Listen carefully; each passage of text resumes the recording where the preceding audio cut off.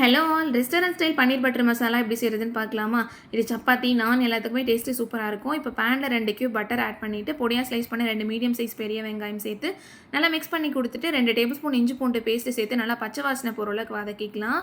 வெங்காயம் இந்த அளவுக்கு நல்லா வெந்து வந்ததுக்கப்புறம் 3 மீடியம் சைஸ் தக்காளி எடுத்துருக்கேன். இதை பொடியாக ஸ்லைஸ் பண்ணி சேர்த்து நல்லா மிக்ஸ் பண்ணிவிட்டு மூடி போட்டு ஒரு 5 நிமிஷம் குக் பண்ணால் இந்த அளவுக்கு தக்காளி நல்லா சாஃப்ட்டாக வெந்து வந்துடும். இது ஆறுனதுக்கப்புறம் அரைச்சி எடுத்து வச்சிருக்கலாம். 10 போல் முந்திரியை சுடுதண்ணியில் ஆட் பண்ணியிருக்கேன். இதுவுமே தனியாக அரைச்சி எடுத்து வச்சுக்கணும்.